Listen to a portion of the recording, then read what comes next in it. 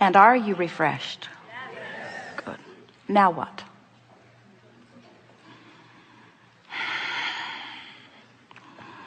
Standing on your chair does not really help. On the aisle. Stand if you think it's you. Yes, come forward. Yes.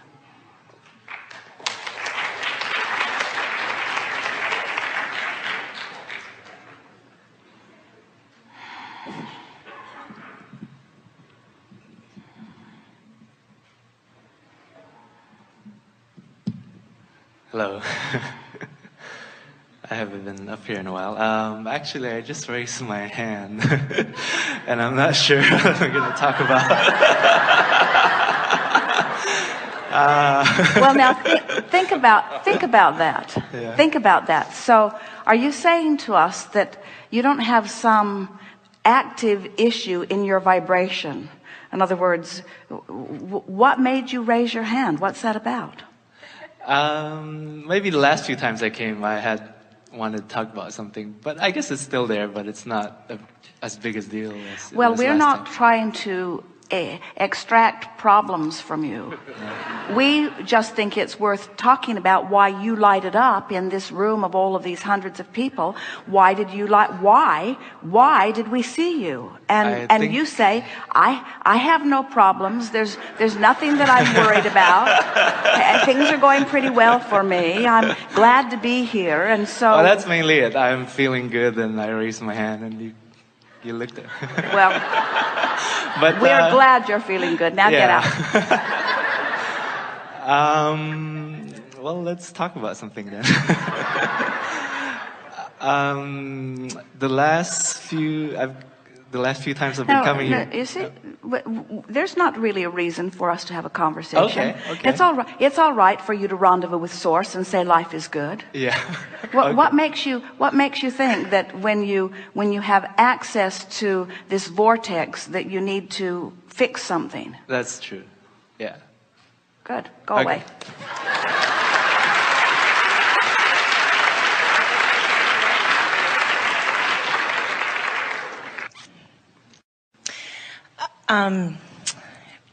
Well, kind of what he was talking about with the couple. What if there's just one of us that's going to do the positive aspect thing? Can I fix... Uh-oh. I guess that's my problem. Well, it better be enough because it's all you've got. Right. In other words, and we really want you to hear that. In other words, yes, of course it's enough. That's what the power of influence is. But what keeps it usually from working is that when your interpretation of your relationship is, I'm willing to do the work and you're not. Now there's an expectation in your vibration that prevents you from rendezvousing with the part of the relationship that you want to rendezvous with. And so we know it's really why we spent so much time in our opening remarks here today. We know that when there is a reality that is occurring, it gets your attention.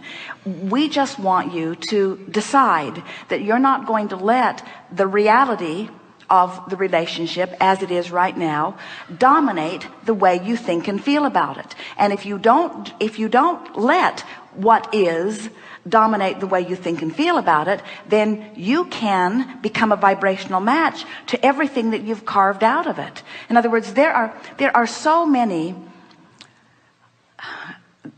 Often people will say, my second marriage was better than my first, or my third was better than the first two, or my fourth were better than the first three. In other words, people are often moving on. And the reason that it gets better and better is because with all of that sifting, they are asking with greater clarity. But it isn't until they stop focusing upon the part of it that they don't want that they become a vibrational match to the part of it that they do want.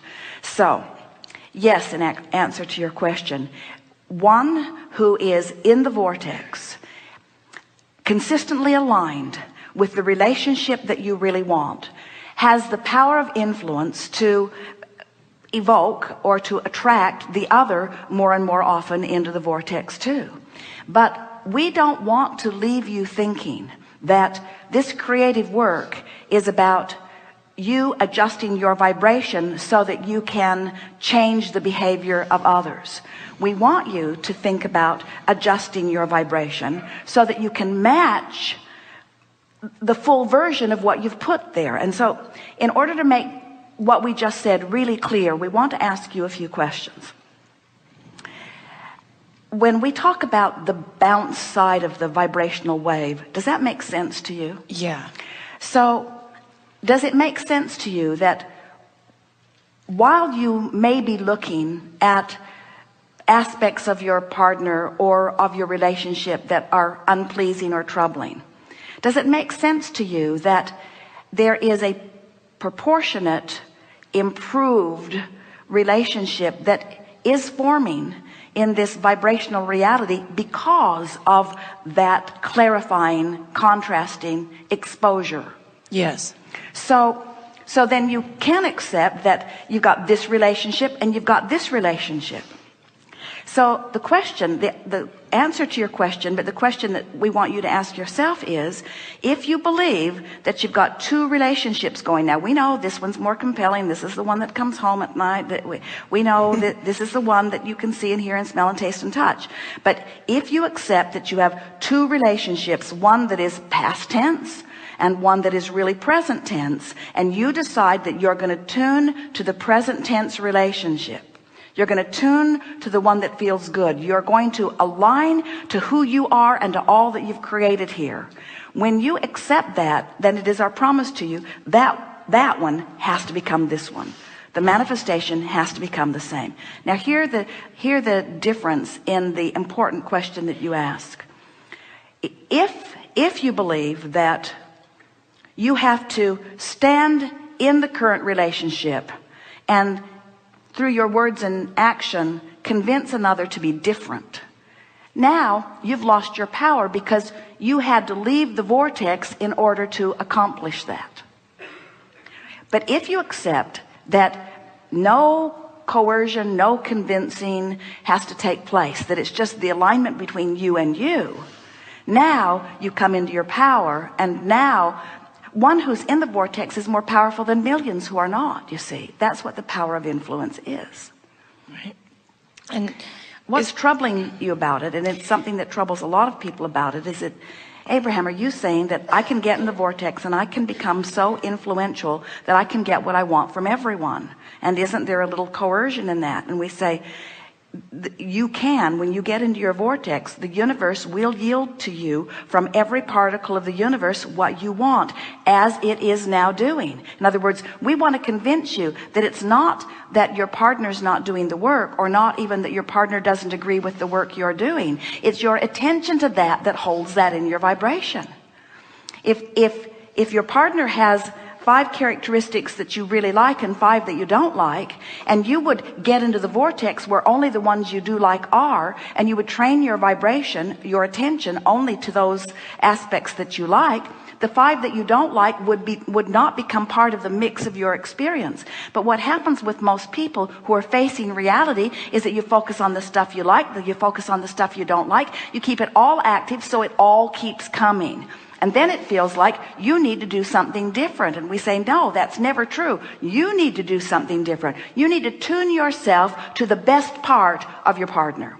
And when you tune yourself to the best part of the other, what happens is you join forces with the energy that creates worlds and law of attraction, this powerful engine of the universe who is gathering all cooperative components, brings the cooperation right to you. And this is the thing that is so fun to tell people like you who have really good relationships going on, is that it's not just that the universe is going to reach out and find another partner who is more cooperative to you and bring it. The universe will reach right into that partner and bring cooperation. Oh, that's what I was hoping. That's good. So I really like him. Yes, Yeah. with good reason. Yeah, and so sometimes it's so weird. I really like this guy a lot, and he really likes me too. And I get nervous. He makes me nervous. And we've been together for a long time now, but I will get whacked out in my vibration, and he will immediately respond to it and go away. And then I will relax, and then he'll immediately come back. Well, we would like to tell you the secret to attracting a partner who consistently feels more comfortable with you. When your dominant intent is alignment with who you are, so you're taking out of the equation any pointing at him to change, he's going to really like hanging around you. When you completely accept the responsibility for your own happiness, oh man, he is going to enjoy that so very much, you see. Imagine the freedom that you or anyone would feel if someone says to you, it is my intent to keep myself in a really good place, and it's not your job to feather my nest. I'm going to do everything I can to keep myself in a really good place because I want to have a really good life with you. That's the perfect formula for a wonderful relationship. But on the other side of that is, well, I want a good life, and I know you want one for me, and as you behave in that way, I'm not having a very good life, so you need to give up some patterns and maybe even some things you want for me. Well, that's like asking water to flow uphill consistently. In other words, people, everyone, you just have to accept it. It is the most natural thing in the world for everyone to selfishly want to feel good, you see. So you're like a breath of fresh air when you sweep in and say, I want to feel good, and I work to keep myself feeling good, and when I feel good and we're together, oh, it is a wonderful thing, but you're not responsible for my feeling good. The majority of relationships that break down are because, and of course it's never accurate or appropriate to throw a blanket over anything and call it all the same, but very often women feel insecure, and so they ask for changes, and men want freedom, and the more insecure she feels, the more freedom he doesn't feel, and that is the basis of most broken relationships. And that's why when you get out of whack in your vibration, your words, when you're out of whack and therefore not feeling good, then all that stuff, he starts thinking that he needs to do something different, which he doesn't want to do and often can't do, or he thinks that you think he should. And if you can make it very, very clear, I'm out of whack and it doesn't have anything to do with you, I got to get myself into alignment, because if there's one thing that I promise myself every day, say to him, it's that I'm going to be as in alignment and therefore as feeling good and therefore as clear-minded and as fun and as full and as frisky as I can be as I interrelate with you. He's going to love hearing that. And then as time goes on and he sees you in one of your off moments, he'll say, you need some space, don't you? In other words, because somebody that says, what can I do?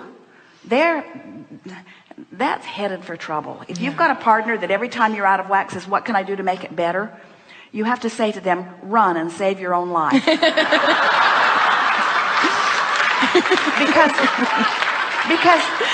Because if you let them try to make your life better, your law of attraction will just bring more trouble for them to solve. And then before long, and it won't be very long, your relationship is one where the other is resenting, you see. Right. Where if you're both stable and sure, and then coming together because you're stable and sure, oh, what a wonderful relationship that is. Yeah.